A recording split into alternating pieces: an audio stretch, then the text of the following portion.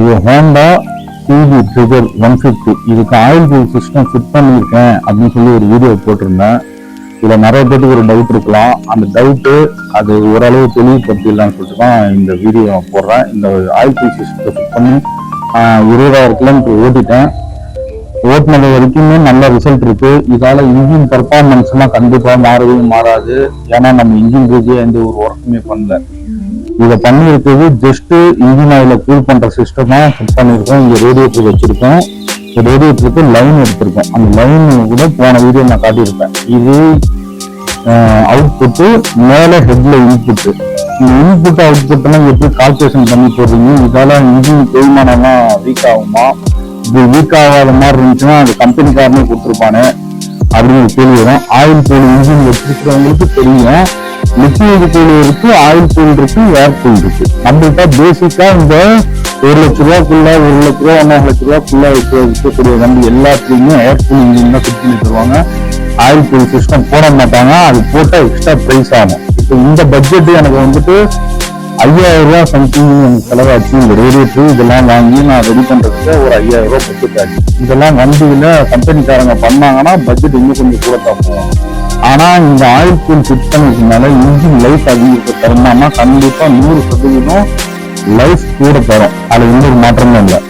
நாம என்ன இதுல பண்ணிருக்கோம்னா, ஏதோ ஒரு இடத்துல லைன் எடுத்து ஏதோ ஒரு இடத்துல லைன் கொடுக்கல.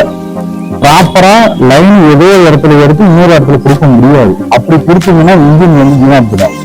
இப்ப நம்ம எடுத்திருக்கிற இடம் இருக்குங்களா, இந்த எடுத்திருக்கிற இடம் வந்துகிட்டு கரெக்டா வந்துகிட்டு ஹெட்டுக்கு மேல ப்ரெஷர் பம்ப் இருக்கும்.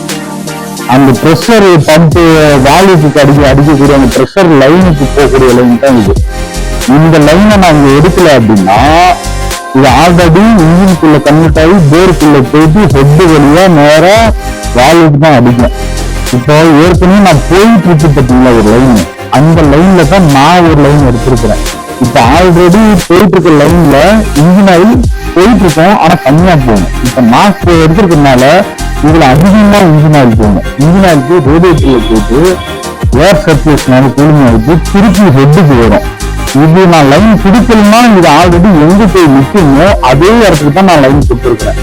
இப்ப எந்த இடத்துக்கு வந்து நிற்கணுமோ அதே இடத்துக்கு நான் கொடுத்துருக்கிறேன்னால இதே லைனு திருப்பி நான் ரேடியேட்டருக்கு வந்து கூலிங் ஆயிட்டு ஹெட் வெளியே திருப்பி அதே இடத்துக்கு தான் ப்ரெஷர் கொடுக்குது. நான் எங்க போயிட்டு இருக்கோ அதே லைன்ல இருக்கு, அதே இடத்துக்கு தான் நான் திருப்பி கொடுத்துருக்கனால எந்த ஃபால்ட்டும் கிடையாது. நீங்க வேற லைன்ல வேற இடத்துக்கு போற பாதையில் உள்ள லைனை நீங்க எடுத்து தனியா பிரிச்சு இந்த மாதிரி கொடுத்தீங்கன்னா அந்த இடத்துக்கு போகக்கூடிய இன்ஜின் ஆயிலோட சர்க்குலேஷன் கம்மியாயிடும். அப்போ இன்ஜின் தேய்மானம் ஆகும். உள்ளாக்க இன்ஜின் ஆயில் இருக்கிறது, உள்ளாக்க இருக்கிற மெட்டல் தேயாம இருக்கிறதுக்காக தான் இன்ஜின் ஆயில் உள்ளாக்க இருக்குது. அதனால கம்பெனிக்காரன் ஆல்ரெடி ஆலோசனை பண்ணி லைனு எல்லாத்தையும் ப்ராப்பரா பண்ணி வைப்பான். இப்படி ஒரு ஒர்க் பண்ணக்குள்ள தெளிவா பண்ணணும். அது நம்ம எடுக்கிற லைனு எங்க கொடுக்கணும், எங்கேயும் எடுக்கணும். இந்த 2 லைனை நம்ம பண்ணக்குள்ள தனியா ஏதாவது ஃபால்ட் வருமா, ஏற்கனவே போயிட்டு இருக்கிற பாதையை நம்ம அடைக்கிறோமா அப்படிங்கிற அனலைஸ் பண்ணிட்டு தான் இதை செய்யணும். ஏனோ தானம்லாம் செஞ்சிடக்கூடாது. இது நான் இதோட நான் ஃபிட் பண்ணிருக்கேன். இது 3வது வண்டி.